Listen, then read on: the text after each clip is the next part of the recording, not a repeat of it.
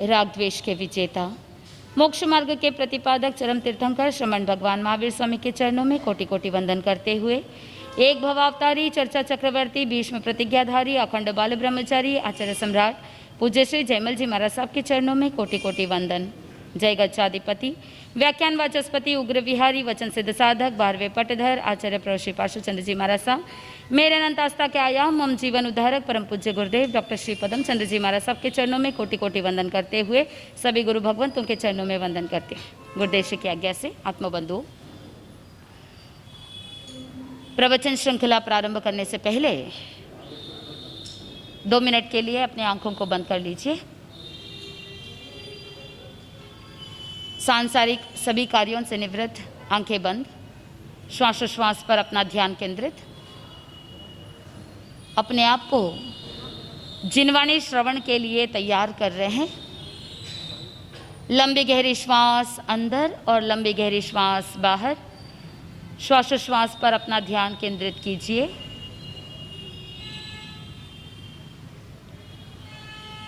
देखिए कि किस तरह से श्वास अंदर जा रही है और बाहर निकल रही है। जैसे जैसे आप श्वासोश्वास पर ध्यान केंद्रित करेंगे, मन शांत होता जाएगा, सांसारिक सभी दुविधाओं से दूर जिनवाणी श्रवण करने के लिए 100% तैयार है।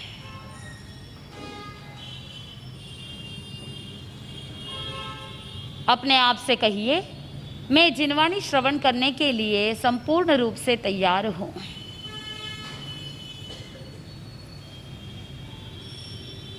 बाहर के वातावरण में जो हो रहा है, जैसा हो रहा है, उससे कोई लेना देना नहीं, एकदम शांत। अगले 1 घंटे के लिए आपका मन संपूर्ण रूप से जिनवाणी के लिए केंद्रित, 100% focus and attention. Yes, relax. आत्मबंधुओं, अनंत अनंत ज्ञानी सर्वज्ञ सर्वदर्शी तीर्थंकर प्रभु महावीर स्वामी, जिन्होंने संसार के भव्य प्राणियों को जिनवाणी के माध्यम से स्वयं जैसे बने वैसे बनने के लिए प्रभु ने प्रेरणा दी। इसीलिए प्रभु को कहा तिन्नाणम तारियाणम, यानी जो स्वयं भी तिरते हैं और दूसरों को भी तारते हैं। 10वें कालिक सूत्र के प्रथम अध्ययन के प्रथम गाथा के अंदर प्रभु ने कहा, धम्मो मंगलमुकेटम अहिंसा संजमो तवो देवावेतम नमं संति जस धम्मे सयामनु। जिस समय प्रभु महावीर स्वामी ने द्वादशांगी का निरूपण किया, आगम, आ का मतलब होता है आप्त पुरुषों द्वारा कथित। आप्त पुरुष यानी जो आत्मा के निकट है, जो अपने हैं, जो आप्त है, क्लोज फ्रेंडशिप जिसे कहते हैं। आप कहते हो ना कि ये मेरा अपना है। संसार में कोई अपना नहीं होता, लेकिन तीर्थंकर भगवान अपने हैं। हम किसके शासन में हैं? तीर्थंकर भगवंत के शासन में है, और अभी वर्तमान में प्रभु महावीर स्वामी के शासन में है। हमारे दाता तीर्थंकर प्रभु महावीर और प्रभु महावीर स्वामी के शासन में हम हैं, और हमारे लिए वो ही नाथ है, हमारे लिए वो ही भगवान है। और ऐसे प्रभु महावीर स्वामी के शासन में रहते हुए प्रभु तो हमेशा अर्थ रूप में देशना देते हैं। आज के ज़माने के अंदर यूनाइटेड नेशंस में अगर कोई जाता है, यूनाइटेड नेशंस में संपूर्ण विश्व के सभी कंट्री के लोग आते हैं, लेकिन जो स्पीकर होता है वो अपनी भाषा में बोलता है। टेक्नोलॉजी इतनी बढ़ गई है कि हर एक व्यक्ति अपने अपने देश के भाषा में वो सुन सकता है। ऐसी टेक्नोलॉजी है, एक लैंग्वेज को मल्टीपल लैंग्वेजेस में ऑटोमेटिकली इमीडिएटली कन्वर्ट हो जाता है। लेकिन तीर्थंकर भगवंतों के समय में प्रभु तो अर्थ रूप में देशना देते थे, लेकिन उस प्रभु के समवसरण में भगवान महावीर स्वामी की जब देशना होती है, उस समय 3 गति के जीव वहां पर मौजूद होते हैं। कौन कौन से? मनुष्य गति, देव गति और तिर्यंच गति। तीनों गति के जीवों को जिनवाणी श्रवण करने का अवसर मिलता है। नरक गति के जीवों को नहीं मिलता है। तो एक गति कट हो गई। दूसरी देवगति के जीव जो है, देवता जिनवाणी को श्रवण करते हैं, श्रवण कर सकते हैं, श्रद्धा रख सकते हैं, लेकिन आगे संयम का पराक्रम नहीं फोड़ सकते हैं। उत्तराध्ययन सूत्र के तीसरे अध्ययन के अंदर बताया जाता है, चत्तारी परमंगाणी दुल्हाणी हूँ जंतुनो वाणो सतम सुई सद्दा संजममी वीर्यम। 4 दुर्लभ अंग बताए। अनेकों बार आपने भी सुने हैं, सुना है कि नहीं सुना है? जितनी उम्र आपकी हो गई उतने प्रवचन तो सुने ही होंगे। उसके आगे एक 0 और लगा दूं तो भी चलेगा, है ना? जितनी आपकी उम्र है उतने प्रवचन तो आपने सुने हैं, और उसके आगे में एक और 0 लगा दूं उतने भी प्रवचन सुन लिए हैं। और बहुत से ऐसे लोग हैं उसके सामने अगर उम्र के सामने 2 0 लगा दूंगी तो भी चलेगा। इतने प्रवचन सुन लिए, लेकिन अभी तक स्तर नीचे का नीचे ही रह गया, स्तर ऊपर तक नहीं बढ़ा। क्यों नहीं बढ़ा? क्योंकि प्रभु ने कहा मनुष्य जन्म तो मिल गया, जिनवाणी सुनने को तो मिल गया, कानों में शब्द पढ़ रहे हैं, लेकिन अभी तक श्रद्धा प्रतीति नहीं हुई। क्योंकि हमारा सबकॉन्शियस माइंड भी वैसा ही है जिसे कहते हैं नेगेटिव बयास। नेगेटिविटी बयास हमेशा रहता है, ये करूं या वो करूं, ये सही है या ये सही है, हमेशा ये माइंड इसी द्वंद्व में चलता रहता है। गलती आपकी नहीं है, लेकिन अगर आप अपने ही मन को नियंत्रित नहीं करेंगे, अगर आप अपने ही अवचेतन मन को अपने तरीके से नहीं ढालेंगे, तो जिंदगी भर ये नेगेटिविटी बयास चलता ही रहेगा और आप इसी द्वंद्व में जूझते रहेंगे और जिंदगी देखते देखते निकल जाएगी, हाथ कुछ नहीं लगेगा। तो प्रभु महावीर स्वामी ने कहा कि हर एक व्यक्ति जिनवाणी सुन सकता है। 3 गति के जीव जिनवाणी सुन रहे हैं, मनुष्य गति के जीव भी सुन रहे हैं, देवता भी सुन रहे हैं, तिर्यंच गति के जीव भी सुन रहे हैं। तिर्यंच गति के जीव जिनवाणी श्रवण करते हैं, करने के बाद श्रद्धा प्रतीति भी हो सकती है, और साथ में तिर्यंच गति को एक लेवल अप करने का मौका मिलता है, यानी श्रावक व्रत को भी धारण कर सकते हैं। लेकिन मनुष्य की बात तो अलग ही है, निराली है। क्यों? क्योंकि वो एक कदम और आगे बढ़ सकते हैं और मनुष्य चारित्र धर्म को अंगीकार कर सकते हैं। सो सबका अपना अपना लेवल है। आप जिस लेवल तक पहुंच सकते हो उस लेवल तक की साधना करने के लिए ही चातुर्मास बार बार हर वर्ष आता है। कितने ही चातुर्मास मना लिए, लेकिन अब आपको अपने भीतर से धर्म को प्रकट करना होगा। द्वादशांगी के रूप में प्रभु ने वाणी सुनाई, अर्थ रूप में सुना दी है, और सभी को अपनी अपनी भाषा में, हर जीव को अपनी भाषा में समझ में आती है। तिर्यंच गति के जीवों की भी अपनी भाषा है। आज साइंस प्रूफ कर चुका है कि तिर्यंच गति के जो जीव है, पशु पक्षी होते हैं, कीट भी होते हैं, कीड़े मकोड़े होते हैं, उनकी भी अपनी अपनी कम्युनिकेशन की भाषा होती है। Every living being has its own language. हर एक जीव की अपनी भाषा है, अपने तरीके हैं कम्युनिकेट करने की। आप ये मत सोचना कि सिर्फ आप ही कम्युनिकेट करते हो। तिर्यंच गति के जीव बोलते नहीं हैं, लेकिन अक्षर श्रुत नहीं है। नंदी सूत्र के अंदर भी बताया जाता है, अक्षर श्रुत नहीं हो तो क्या हुआ, अनक्षर श्रुत तो है। घंटे की ध्वनि बजी, क्या है?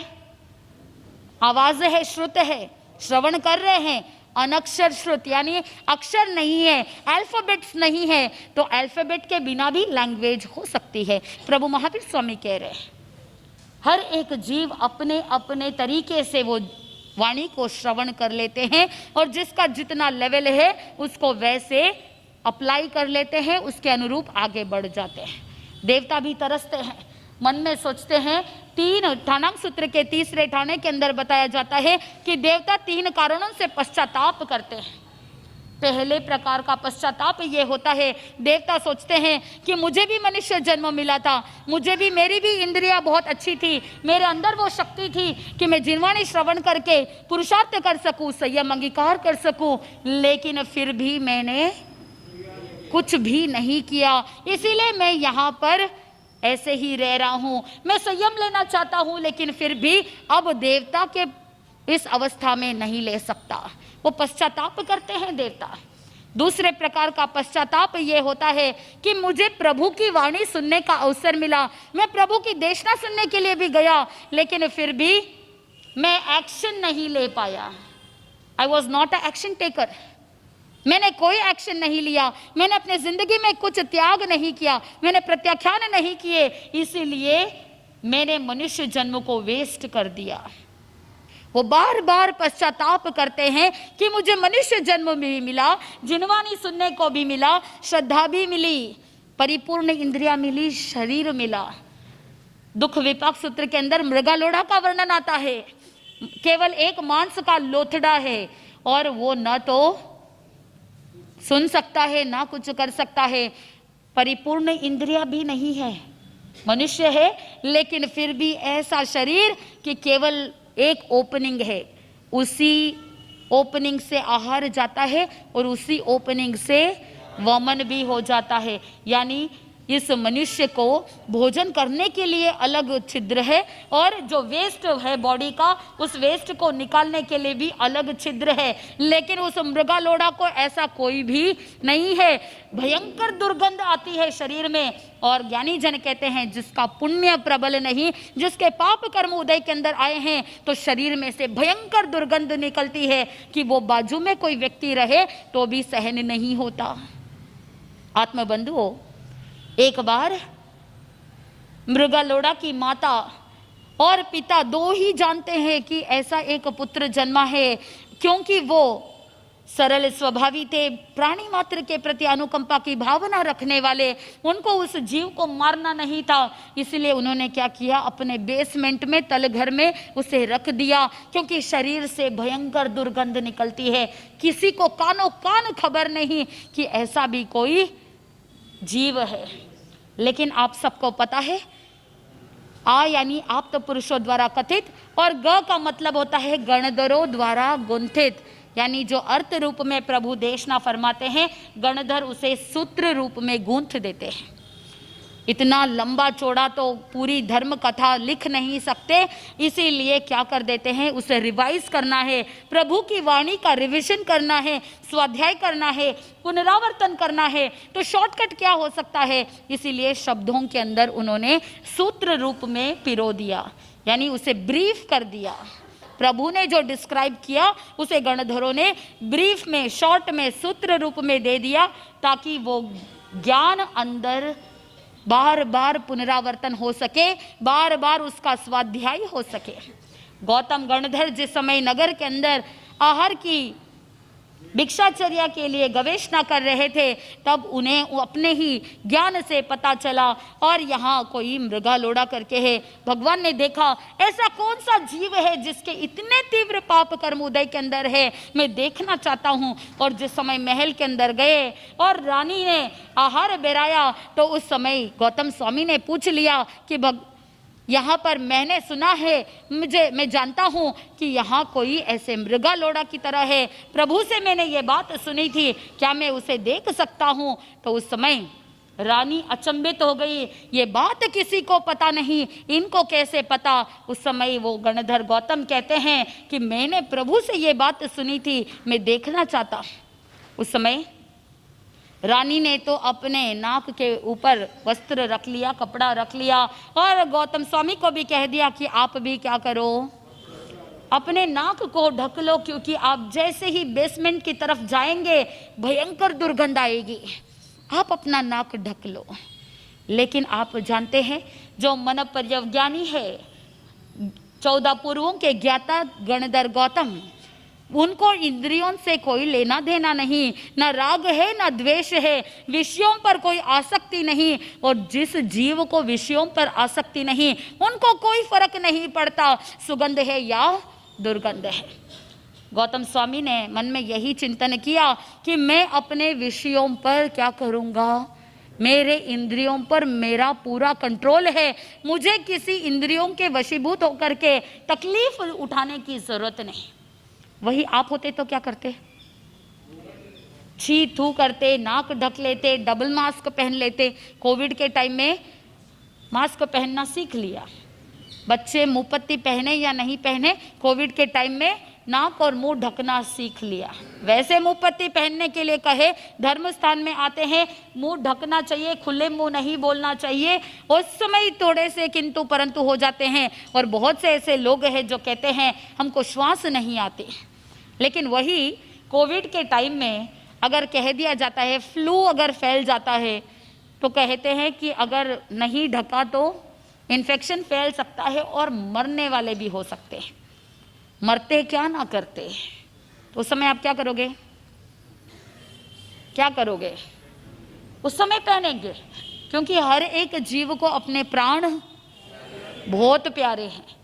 लगता है कि मेरी जान बचनी चाहिए तो कुछ भी करने को तैयार हो जाते हैं। केवल शरीर का सोचा, आत्मा का नहीं सोचा। तो वहां पर गौतम स्वामी गए, बिना नाक ढके अपने इंद्रियों पर पूरा कंट्रोल। और जो साधक अपने इंद्रियों को अपने ही कंट्रोल में रख लेता है तो बहुत सारी समस्याओं का समाधान वैसे ही मिल जाता है, इजी। इसीलिए ज्ञानी जन ने कहा अपने इंद्रियों पर कंट्रोल रखो। गौतम स्वामी जैसे ही तलघर में गए, देखा आहार का समय हो गया था। रानी ने उस मृगा लोड़ा को भोजन दिया, वो भी कैसा, चबाने के लिए दांत नहीं। आपके पास तो चबाने के लिए दांत है, आप भोजन को अच्छे से चबा सकते हो, लेकिन मृगा लोड़ा के पास चबाने के लिए दांत भी नहीं। अशुभ नाम कर्म का उदय, और उसी के कारण से शरीर की संरचना भी ऐसी ही हुई है। ज्ञानी जन कहते हैं कि जिसके नाम कर्म शुभ होता है उसका शरीर की संरचना भी उतनी ही शुभ होती है। 5 उंगलियां जहां लगनी चाहिए वहीं लगी है, छठी उंगली नहीं है जो बीच बीच में कहीं भी अड़ जाती है। आप लोग कहते हो कि छठी उंगली आना लकी है, लेकिन ज्ञानी जन कहते हैं अशुभ नाम कर्म होता है तभी हमारे शरीर की जो संरचना होती है वो टेढ़ी मेढ़ी हो जाती है। जिस तरह से आपके बॉडी की रचना होनी चाहिए अगर वैसी नहीं हुई है, जो रोशनी आपके आंखों में होनी चाहिए अगर उसमें भी हीनता है, तो ज्ञानावरणीय कर्म के उदय के कारण से भी क्या हो सकता है, या तो बराबर दिखता नहीं या देखने के बाद भी समझ में आता नहीं। ये ज्ञानावरणीय कर्म का फल है कि नेत्रावरण, नेत्र विज्ञानावरण। ऐसे ही 5 इंद्रियों के 2-2 अगर गिन लेते हैं तो 10 प्रकार से ज्ञानावरणीय कर्म का फल भोगा जाता है। इसीलिए ज्ञानी जन कहते हैं कि कर्म अगर शुभ है तो आपका शरीर भी स्वस्थ रहेगा। ऐसे कौन से जीव है संसार में जिसका नाम कर्म इतना शुभ, सबसे बेस्ट, सबसे उत्कृष्ट, उत्तम से उत्तम है? वो है तीर्थंकर भगवंत।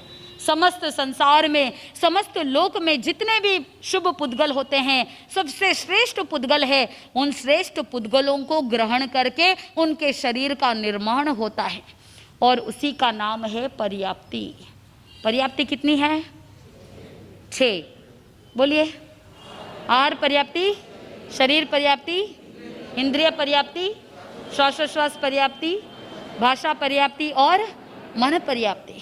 पर्याप्ति का मतलब क्या है? ज्ञानी जन कहते हैं जीव की वो क्षमता जहां से पुद्गलों को ग्रहण करके उन पुद्गलों का परिणमन किया जा सके। ये परिभाषा आपने सीखी है। मेडिकल साइंस क्या कहता है? मेडिकल साइंस भी यही कहता है कि जहां पर जीव आहार को सबसे पहले ग्रहण करता है, और ज्ञानी जन कहते हैं आहार भी कौन सा? ओज आहार, जो पिता का वीर्य और माता का रज, वो सबसे पहला आहार जो जीवन पर्यंत तक चलता है। यानी जब जीव गर्भ में आता है तब से लेकर मृत्यु पर्यंत तक ये ओज आहार अपने साथ जुड़ा हुआ रहता है। कवल आहार तो आप मुंह से लेते हैं, डेली लेना पड़ता है, लेकिन जो कल्प वृक्ष का समय था जिसे भोग भूमि कहते हैं, उस भोग भूमि के समय में उनके पुण्यवानी इतनी प्रबल, शरीर कितना था? वज्र ऋषभ नाराज सनन, यानी ऊपर से नीचे गिर जाए तो भी शरीर को कुछ नुकसान नहीं होता। लेकिन आज के ज़माने में थोड़ी सी ठोकर लगी, स्प्रेन हो गया, लिगामेंट टेयर हो गया, मसल टेयर हो गया, फ्रैक्चर हो गया, सेवार तक सनन, कि जहां पर शरीर को बार बार मसाज मर्दन की आवश्यकता पड़ती है। उस जमाने में जरूरत नहीं थी। किसी को 3 दिन में भूख लगती, वो भी दिन में एक बार। किसी अपने शरीर प्रमाण तुअर की दाल जितना भोजन। आप सोचो, अगर आपको इतना सा भोजन दे दे, क्या आपकी ज़िंदगी चलेगी? नहीं चलेगी। ज़िंदगी छोड़ो, एक दिन भी चलना बहुत दुष्कर हो जाता है। आज के ज़माने में आपका स्ट्रेस लेवल इतना ज़्यादा है, नींद पूरी लेते नहीं, रात को लेट नाइट तक मोबाइल देखते रहते हैं, स्क्रॉल करते रहते हैं, रात को ऑफिस से आते हैं 10-11 बजे, फिर रात्रि को निशाचर के जैसे रात को भोजन करते हैं, फिर आधे घंटे में सो जाते हैं। बॉडी को प्रोसेस करने के लिए समय मिलता नहीं और डाइजेस्टिव सिस्टम को एक्टिवेट रहना पड़ता है, क्योंकि जो भोजन आपने खाया है उसे पचाना पड़ेगा। पचाने के लिए सिर्फ पेट को काम नहीं करना है, सिर्फ डाइजेस्टिव सिस्टम पाचन तंत्र को काम नहीं करना है, उसे काम करने के लिए क्या करना पड़ेगा? ब्रेन को सिग्नल देना पड़ेगा, यानी पूरा शरीर एक्टिव रहेगा, तब जाकर के भोजन पचेगा।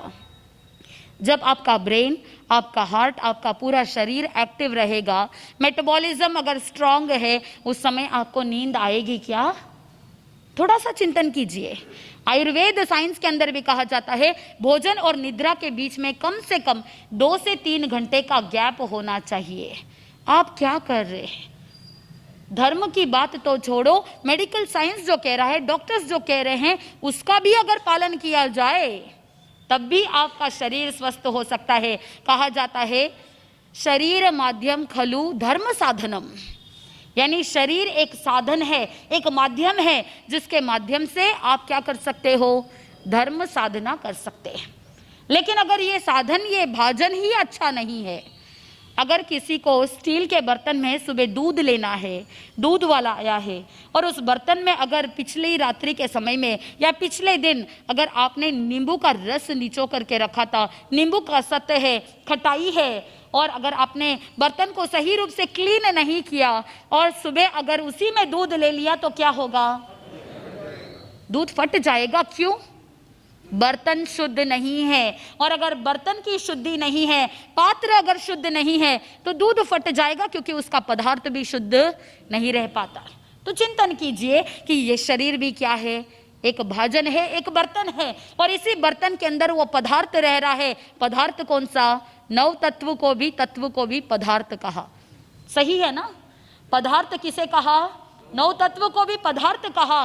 परमार्थ की सेवा करना, परमार्थ का ज्ञान करना, यानी आत्मा का ज्ञान करना जीव तत्व है, और ये जीव तत्व इस शरीर रूपी अजीव तत्व में रह रहा है। जीव और अजीव का दोनों का संयोग साथ में जुड़ा हुआ है, और अगर इस साधन का ध्यान नहीं रखा तो आपकी धर्म की शुद्धि कैसे बनेगी? इसीलिए कहा गया, उस समय वो देख रहे हैं गौतम स्वामी उस मृगालोड़ा को, और मन में भाव आ रहे हैं, अनुकंपा आ रही है।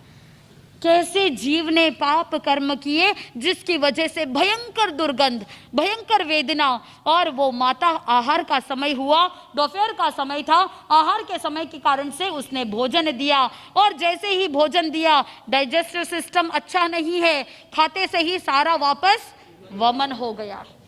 अगर आपके भोजन करते ही अगर आपका भोजन बाहर निकल रहा है, आज के ज़माने में डॉक्टर्स कहते हैं IBD, इरिटेबल बाउल डिसीज, भोजन करते ही क्या करना पड़ता है? वॉशरूम जाना पड़ता है। अधिकांश ये समस्या अपने स्ट्रेस लेवल के कारण से होता है। आपका या तो पाचन तंत्र सही नहीं है, आपके तनाव की मात्रा बहुत ज़्यादा है, स्ट्रेस लेवल ज़्यादा होने के कारण से आप अपने भोजन को पचा नहीं पा रहे हैं। दूसरी बात, आप अपने भोजन को जो कर रहे हो उसके प्रति आपके मन में स्वीकार भाव नहीं है। भगवान ने कहा भोजन यानी इंद्रियों का विषय बुरा नहीं है, विषय के प्रति राग द्वेष की भावना बुरी है। आपने भोजन किया, साथ में मन में कुड़कुड़ करते रहते हैं, ये नहीं भाता है, ये भाता है, ये अच्छा नहीं है, इसमें ये प्रॉब्लम है, उसमें ये प्रॉब्लम है, और स्वीकार भाव न होने के कारण से, डिटैचमेंट न होने के कारण से वहाँ पर आसक्ति है, और उसी आसक्ति के कारण से, वो एक्सेप्टेंस न होने के कारण से, निर्लिप्त भाव न होने के कारण से जो भोजन आपने किया है वो डाइजेस्ट नहीं हो पाता है। वही अगर आप अपने माइंडसेट को बदल दोगे कि मैं जो ये भोजन कर रहा हूँ इसके प्रति न राग है न द्वेष है, न शुभ भाव है, न अशुभ भाव है। बस एक सर्प जिस तरह से बिल के अंदर सीधा प्रवेश करता है, प्रभु ने कहा एक साधक को भोजन उस सर्प के जिस तरह से बिल के अंदर प्रवेश कर जाता है, उसी तरह एक साधक को निर्लिप्त भाव से सीधा क्या कर लेना चाहिए, अपने अंदर भोजन को ले लेना चाहिए। शरीर को चलाने के लिए, इस साधन का ध्यान रखने के लिए। गाड़ी में पेट्रोल हो तभी गाड़ी चलेगी, लेकिन पेट्रोल की गाड़ी में डीजल भरेंगे तो गाड़ी खराब हो जाएगी। पेट्रोल की गाड़ी में पेट्रोल भरना पड़ेगा, डीजल की गाड़ी में डीजल भरना पड़ेगा, और एलपीजी गैस की गाड़ी में एलपीजी गैस।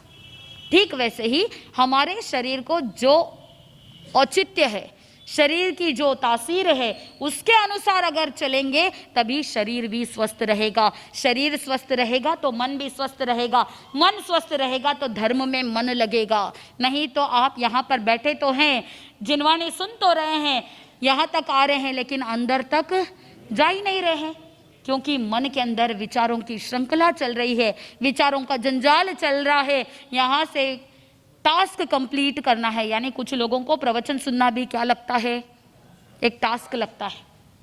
कुछ लोगों को बस अटेंडेंस देना है, देखेंगे तो क्या बोलेंगे कि फलाना फलाना आए नहीं, फिर जाकर के पूछेंगे तो 10 जवाब देने पड़ते हैं। इसीलिए अटेंडेंस देने के लिए भी आते हैं। हमने बहुत से ऐसे लोगों को देखा है कि प्रवचन में आते हैं और लास्ट में बैठ करके कैंडी क्रश खेलते रहते हैं। देखा है हमने ऐसे लोगों को भी, हमने ऐसे लोगों को भी देखा है जो लास्ट में बैठ करके मोबाइल में कुछ ना कुछ चालू रहता है, बस औपचारिकता है। फिर भी मैं तो यही कहूंगी, कम से कम धर्म स्थान में तो आ रहे हैं, न चाहते हुए भी 2 शब्द कानों में पड़ रहे हैं। आज नहीं तो कल कभी ना कभी उस वचनों का जो सबकॉन्शियस माइंड पता नहीं अनजाने में ही अंदर फीड कर रहा है, स्टोर कर रहा है, कभी ना कभी वो जागृत हो जाएगा। कभी ना कभी उसको उस अनचाहे शब्दों के सुनने के कारण से कभी ना कभी तो लाभ, इस भव में या पर भव में कभी ना कभी लाभ मिल ही जाएगा। ये सोच करके हम किसी को कोई उपालंब देते ही नहीं हैं, क्योंकि बहुत से ऐसे लोग हैं जो धर्म स्थान में भी नहीं आते हैं। कम से कम वो जिस लक्ष्य से आ रहा है, जिस विचार से आ रहा है, something is better than nothing. कुछ ना हो उससे अच्छा कुछ हो, बिना मामा कान्यो मामो अच्छो। सही है ना? ठीक वैसे ही आपको भी चिंतन करना होगा। वहां पर कहा जाता है कि हर भव में दुख पूर्वक जीव 2 प्रकार से मोक्ष में जाता है। एक जीव ऐसा जो हर भव में सुख पूर्वक, हर भव में सुख, हर भव में सौभाग्य, हर भव में समृद्धि, और ऐसे ही सुखे सुखे मोक्ष में चले जाते हैं। जिन 10 कुमारों का वर्णन सुख विपाक सूत्र के अंदर आता है, हर भव में सुख सुख सुख और सुख पूर्वक मोक्ष में जा रहे हैं, वही दुख पूर्वक हर भव में दुख, हर भव में वेदना, हर भव में तकलीफ, हर भव में दीनता, हर भव में दरिद्रता, हर भव में तकलीफ, चाहे धन वैभव संपत्ति हो, लेकिन फिर भी उसका भोग नहीं कर सकते। ऐसे हर भव में तकलीफ देखते देखते, हर भव में दुख देखते देखते मोक्ष में जाने वाले ऐसे 10 कुमारों का वर्णन दुख विपाक सूत्र के अंदर आता है। गौतम स्वामी ने देखा कितनी दयनीय स्थिति है। कहने को तो राजमहल में जन्म लिया, पूर्व भव की थोड़ी सी पुण्यवानी जिसके कारण से राजमहल में जन्म लिया, लेकिन पाप कर्म उदय के अंदर इसीलिए शरीर की संरचना अच्छे से नहीं हुई, और शरीर के अंदर इतनी भयंकर दुर्गंध, इतनी वेदना, खाया हुआ पचता भी नहीं। भयंकर दया आई गौतम स्वामी को, वहां से वो प्रस्थान कर जाते हैं आत्मबंधु। लेकिन तीर्थंकर का जो जीव होता है, तीर्थंकर सर्वश्रेष्ठ पुद्गलों को ग्रहण करते हैं। ये ओज आहार जब जीव ग्रहण करता है तो उसे कंप्लीटली प्रोसेस किया जाता है, इसीलिए गर्भ का जीव आहार करता है लेकिन निहार नहीं करता। वो सारा जो आहार ग्रहण किया है उसी को शरीर में कन्वर्ट कर देता है, पुद्गलों का परिणमन। और आज साइंस भी कहता है एम्ब्रियो जो होता है गर्भ के अंदर, उसके अंदर डेवलपमेंट धीरे धीरे होता रहता है। मेडिकल साइंस तो कहता है इतने सप्ताह में ये डेवलप होता है, इतने सप्ताह में ये डेवलप होता है, लेकिन आगमकार कहते हैं कि वो सारी जो प्रोग्रामिंग होती है, हमारी बॉडी की रचना के लिए भी एक प्रोग्रामिंग होता है जिसे कहते हैं जेनेटिक मटेरियल, डीएनए। हर एक व्यक्ति का डीएनए क्या है, अलग अलग है, और उस जेनेटिक मटेरियल में कुछ माता के पक्ष से आता है, कुछ पिता के पक्ष से आता है। तो हर एक व्यक्ति का जो डीएनए का मटेरियल बनता है, उससे प्रोग्रामिंग होता है कि किसका बॉडी कैसे बनेगा। तो प्रभु महावीर स्वामी तो अपनी वाणी में कहते हैं कि जिसके नाम कर्म शुभ होता है, उसके डीएनए का प्रोग्रामिंग जेनेटिक मटेरियल अच्छा होता है। लेकिन अज्ञानी जन ये भी कहते हैं कि जिसका जेनेटिक मटेरियल जो कोई भी हो, जैसा भी हो, लेकिन आपकी मन की स्थिति अच्छी हो, तो उस जेनेटिक मटेरियल को आपके ऊपर हावी होने नहीं देता है। उदाहरण के लिए, आपके घर में किसी को डायबिटीज की प्रॉब्लम है, आपको क्या लगता है आपको भी आएगा? बोल तो दीजिए। आपके मन में पहले से ही फीड है, भारत डायबिटीज का कैपिटल है। क्या है? डायबिटीज का सेकंड कैपिटल है। अधिकांश लोगों को डायबिटीज की प्रॉब्लम है। अगर मैं यहाँ पर किसी को कहूँगी कि कितने लोगों को डायबिटीज है, बहुत सारे हाथ ऊपर हो जाएंगे, करेक्ट है ना? तो अगर आपको डायबिटीज है, आपको लगता है कि आपके बच्चे को भी क्या आएगा? डायबिटीज आएगा, शुगर आएगा। आम भाषा में शुगर बोलते हैं, एक्चुअल में डायबिटीज है। तो बचपन से ही आपके माइंड में फिट है साइकोलॉजी, आपके मन में पहले से ही फिट है कि मेरे मम्मी को थायराइड है तो मुझे भी थायराइड आएगा, क्योंकि 60% महिलाओं को ये आगे से आगे ट्रांसफर होता जाता है। पुरुषों में थायराइड की मात्रा कम होती है, महिलाओं में ज़्यादा होती है, क्योंकि वो अपने फीलिंग्स को, अपने वेग को रोक करके रखती है। और वेग को रोकना यानी तनाव, और ये सारे लाइफस्टाइल डिसीजेस है, कोई वायरस नहीं, कोई बैक्टीरिया नहीं। तो माँ को थायराइड है तो बेटी को भी, बोल तो दीजिए, आएगा। घर में किसी को, पिताजी को या माताजी को डायबिटीज है तो आपको भी बचपन से साइकोलॉजी फीड कर दिया, तो वो जेनेटिक मटेरियल में प्रोग्रामिंग हो गया है कि मम्मी को है तो मुझे भी आएगा, पापा को है तो भी आएगा। जैसे आर्थराइटिस, गंठिया वाय, अगर पेरेंट्स को है तो बच्चों को, बोल तो दीजिए, आर्थराइटिस हेरिडिटरी आएगा। आपके माइंड में फीड हो गया है, आएगा आएगा आएगा। तो आपके अवचेतन मन को भी लगता है भाई आना है। क्यों? क्योंकि आपने बोला है आएगा, ना चाहते हुए भी आएगा। क्या हम उसे पोस्टपोन कर सकते हैं? कर सकते हैं।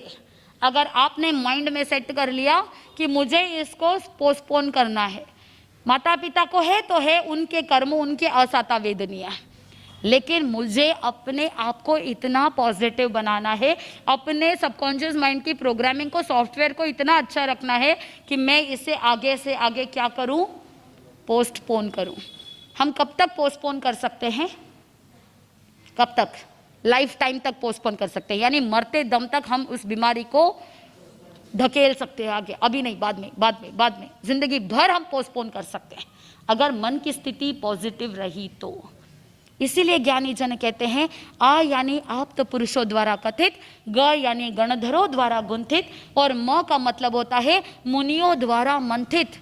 यानी जो आचार्य भगवान होते हैं, जो ज्ञानी जन होते हैं, जो बहुश्रुत होते हैं, जो ज्ञान के अधिकारी होते हैं, और जो ज्ञानी जन होते हैं, वो इन सूत्रों का मंथन करते हैं। और जैसे सागर का, समुद्र का मंथन करते हुए जैसे अमृत निकलता है, वैसे ही ज्ञान का मंथन करते करते ज्ञान का ही अमृत निकल जाता है, जिससे ये जीवात्मा महात्मा बन जाती है। और ये जीवात्मा महात्मा बनने के बाद एक दिन परमात्मा बन जाती है, क्योंकि उसने आगम का घूंट पी लिया है।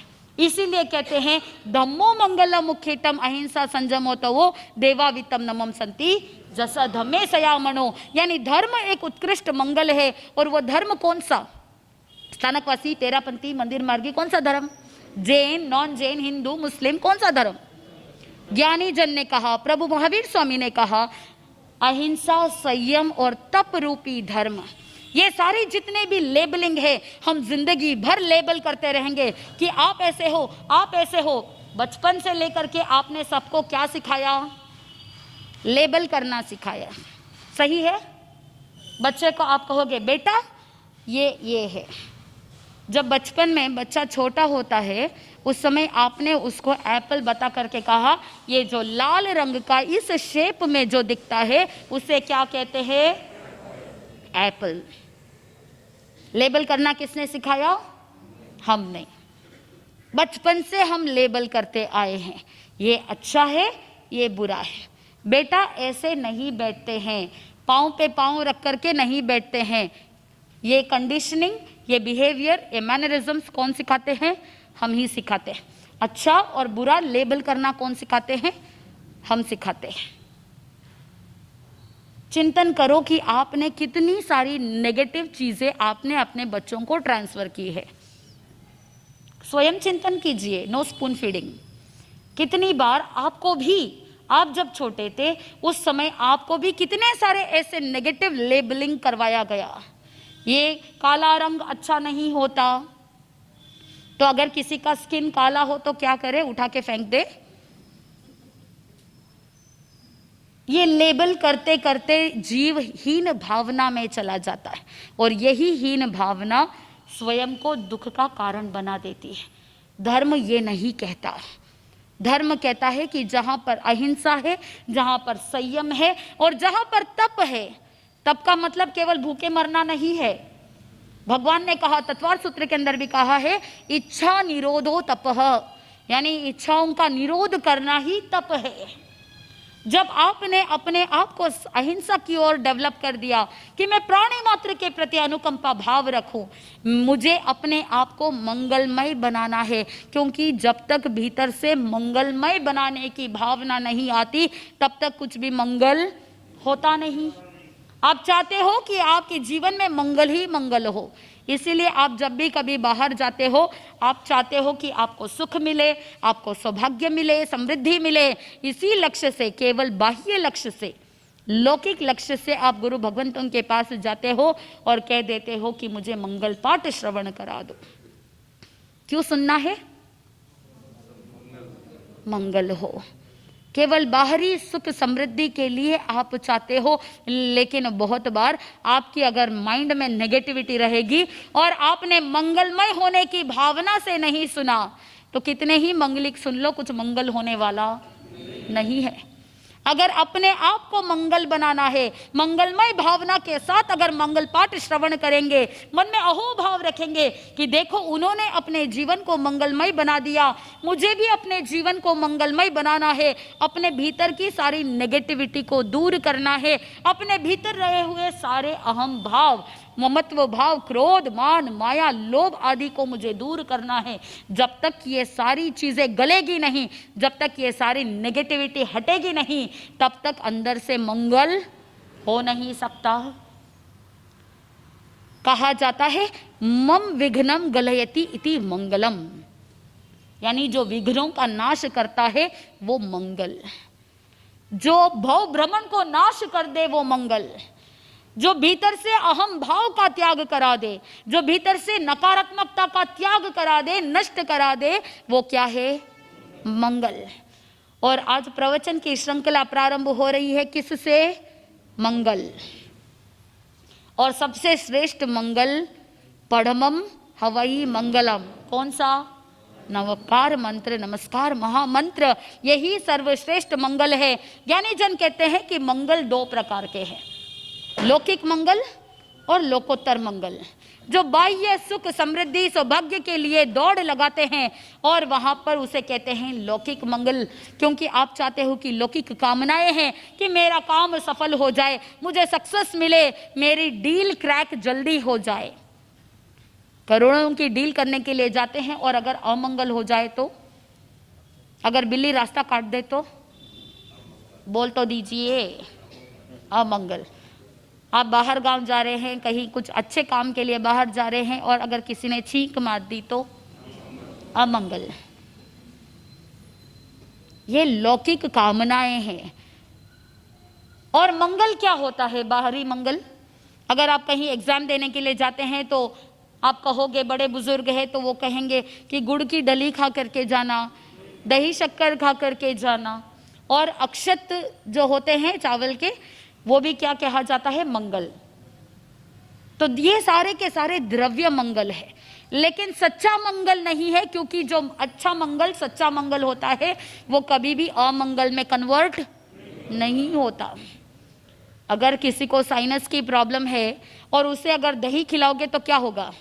गला खराब हो जाएगा, जुकाम हो जाएगा। तो वही मंगल किस में कन्वर्ट हो गया? अमंगल में कन्वर्ट हो गया।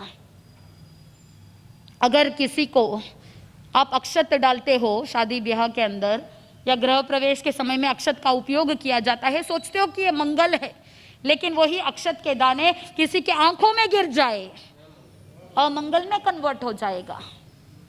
आत्मबंधुओं, सच्चा मंगल तो वो होता है जो कभी भी अमंगल में कन्वर्ट नहीं होता।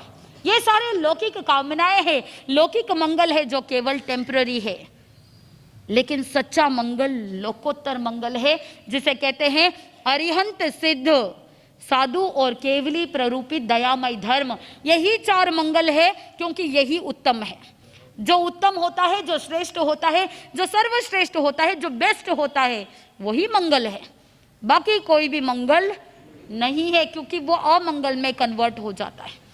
आप क्या चाहते हो? क्या आप अपने जीवन को अमंगल से मंगल बनाना चाहते हैं? भगवान महावीर स्वामी ने भी अपने जीवन को अमंगल से मंगल बनाया। प्रभु महावीर स्वामी के 27 भव उठा करके देख लो। जब 18वां भव त्रिपुष्ट वासुदेव का भव था, उस समय अहंकार चरम सीमा पर, क्योंकि वासुदेव थे। रात्रि के समय में जब संगीत चल रहा था, उस समय उन्होंने शैया पालक को ऑर्डर दिया था, कमांड दिया था कि जब मुझे नींद आ जाए, मेरी आंख लग जाए, तो क्या कर देना? संगीत बंद कर देना।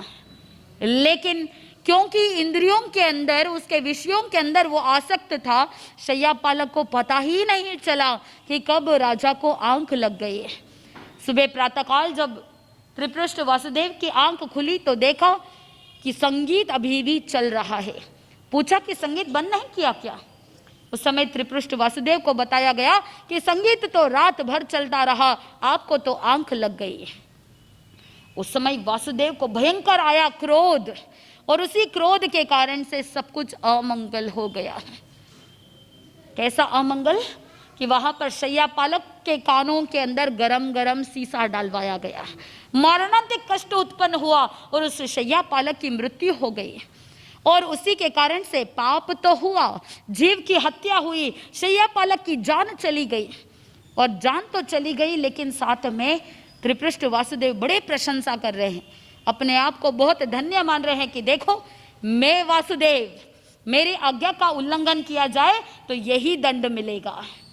पाप करके पश्चाताप नहीं किया, पाप करके उसने प्रसन्नता रखी, पाप करके स्वयं की प्रशंसा कर रहा है, निकाचित कर्मों का बंद हो गया। और यही पाप कर्म जीव को अमंगल बना देता है।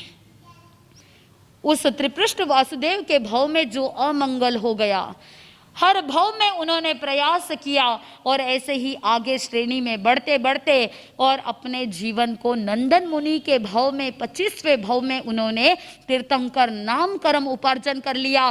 जो तीर्थंकर पद प्राप्ति के जो 20 बोल है, उन 20 बोलों की आराधना की, इतनी उत्कृष्ट तपश्चर्या की और उत्कृष्ट संयम का पालन कर जो तीर्थंकर पद प्राप्ति के जो 20 स्थानक है, उन 20 स्थानकों की आराधना करते करते उन्होंने तीर्थंकर नाम कर्म का उपार्जन कर लिया।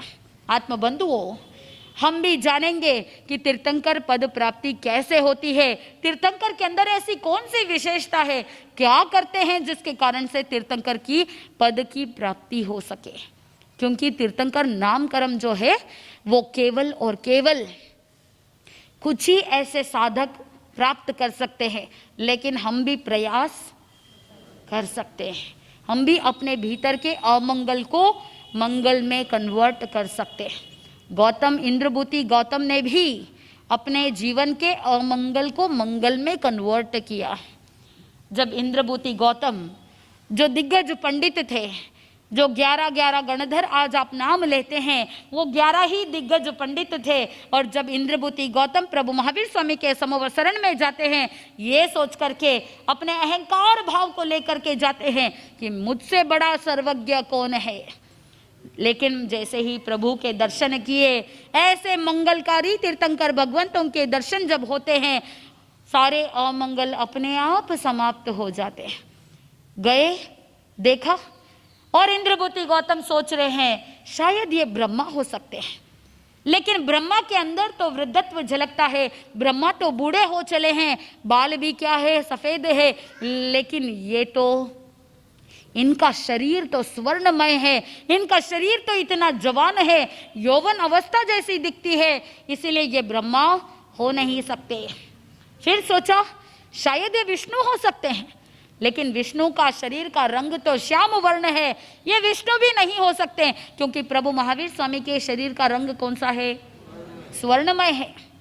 ब्रह्मा नहीं, विष्णु नहीं, हो सकता है महेश है, ये शिव जी हो सकते हैं। फिर बाद में चिंतन हो चला, क्योंकि वो पंडित थे, वेद उपनिषद के ज्ञाता थे इंद्रभूति गौतम, वो उसी दिशा में सोच रहे, सोचा कि ये महेश हो सकते हैं। लेकिन फिर चिंतन किया, महेश के चेहरे पर तो रुद्रता दिखती है, और ये महादेव भी नहीं हो सकते, क्योंकि ये तो बिल्कुल शांत है, इनके चेहरे पर सौम्यता है, इनके अंदर इतनी दिव्यता है, इसीलिए ये ना ब्रह्मा है, ना विष्णु है, ना महेश है, तो फिर ये कौन है। जैसे जैसे सीढ़ियां चढ़ते गए, मन के अंदर भाव भी परिवर्तित होते गए, और जैसे जैसे भावों में परिवर्तन, और उसी समय प्रभु महावीर स्वामी ने कह दिया, आओ गौतम आओ। इंद्रभूति गौतम जैसे ही नाम सुना, विचार करने लगे, इनको मेरा नाम कैसे पता। लेकिन फिर अहंकार बोल उठता है, अरे मैं तो इतना बड़ा दिग्गज पंडित हूं, मुझे कौन नहीं जानता। आपका भी बहुत बार अहंकार बोल उठता है। अगर कोई गुरु भगवंत पधारते हैं और फलान चंद जी श्रावक जी का नाम अगर प्रवचन में ले लिया, फिर तो वाहवाही हो जाती है। सही है, अहंकार का पोषण। मन में सोचते, देखो आज गुरु भगवंतों ने मेरा नाम लिया। वैसे ही इंद्रभूति गौतम भी विचार कर रहा है, अरे मुझे कौन नहीं जानता, ये अपना नाम बोल देवे तो क्या बड़ी बात है। लेकिन फिर मन में विचार आया, लंबे समय से मैं जिस जिज्ञासा को लेकर के चल रहा हूं, मेरे प्रश्न का समाधान आज तक नहीं मिला। अगर मेरे प्रश्न का समाधान अगर आज मिल जाता है तो फिर मैं नतमस्तक हो जाऊंगा।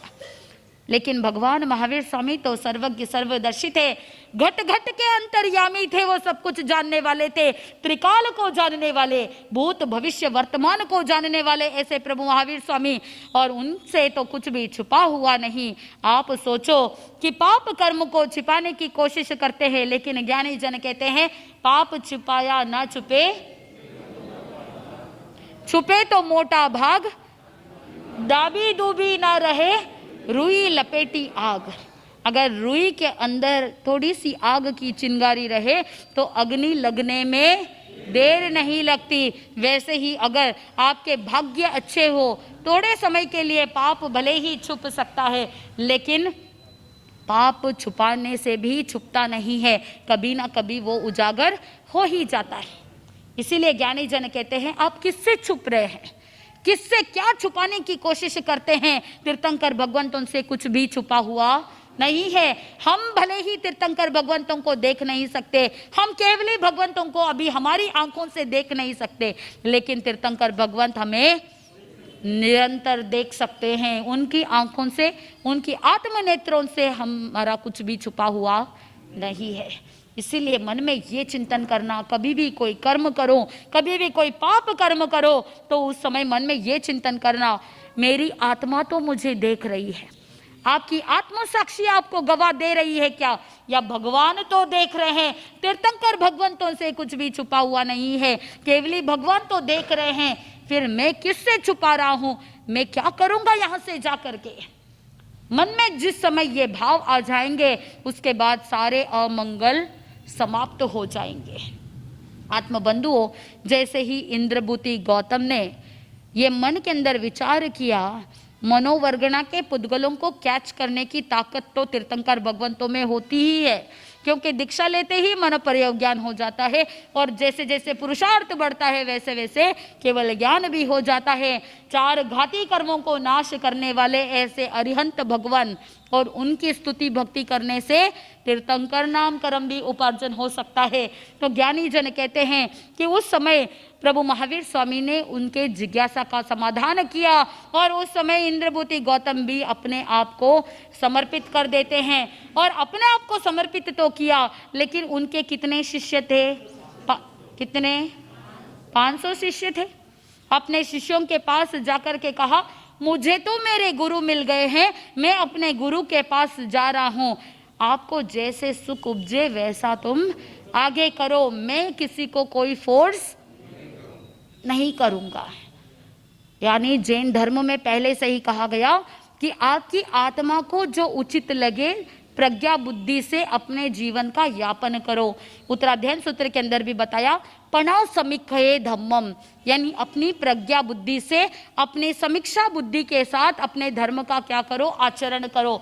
देखा देखी से कुछ होने वाला नहीं है। ठीक है, अकाम निर्जरा हो जाएगी, इसने उपवास किया, मैं भी कर रहा हूं, मोटिवेशन मिल जाएगा, लेकिन लक्ष्य के साथ तपश्चर्या करेंगे। कर्म निर्जरा की लक्ष्य से अगर साधना करेंगे तो कर्म निर्जरा हो जाएगी, सकाम निर्जरा हो जाएगी।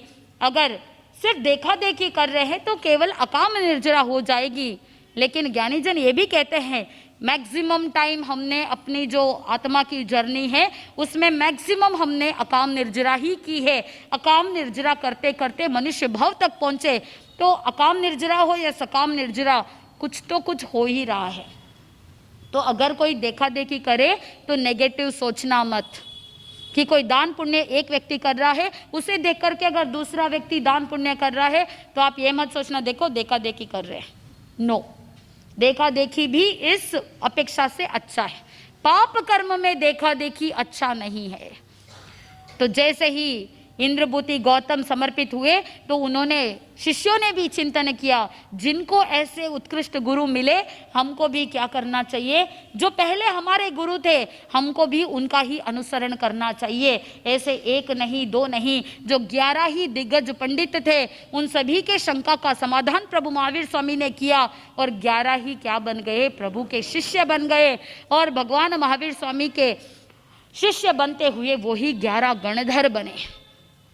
जो अमंगल था, जिनके ज्ञान के ऊपर अहंकार की परतें लग गई थी, और वही अहंकार की परतें जब गल गई, नष्ट हो गई, तो उनका जीवन भी मंगलमय बन गया। तो आप भी मन के अंदर ये चिंतन कीजिए, इन चातुर्मास के अंदर, इस वर्षावास के अंदर आप भी अपने अहंकार भाव को क्या कर दो? गला दो, नष्ट कर दो। अपने अमंगलमय जीवन को मंगलमय बना देंगे। तीर्थंकर पद प्राप्ति कैसे होती है? क्या करेंगे जब जाकर के नाम कर्म शुभ हो सकता है? कैसी एक्टिविटीज करेंगे, क्या साधना करेंगे, कैसी आराधना करेंगे, जिसके माध्यम से हमारे सारे नकारात्मक ऊर्जाएं, अशुभ कर्म शुभ में कन्वर्ट हो सके। जैसे जैसे आप जिनवाणी श्रवण करेंगे और साथ में एक्शन लेंगे तभी उसका औचित्य प्राप्त हो सकता है, क्योंकि जो अघाती कर्म होते हैं वो अशुभ से शुभ में कन्वर्ट हो सकता है। कर्मों का संक्रमण अघाती कर्म का संभव है। असाता वेदनीय साता में कन्वर्ट हो सकता है, अशुभ नाम कर्म शुभ नाम कर्म में कन्वर्ट हो सकता है। ये कला आपको इस वर्षावास में सीखनी है, और अपने सारे दुख दर्द को गला देना है, नष्ट कर देना है और दूर कर देना है, जिसके माध्यम से आपका जीवन मंगलमय हो जाएगा। यही मंगल भावना के साथ मैं अपने शब्दों को विराम देती हूँ। बोले श्री जैन धर्म की जय।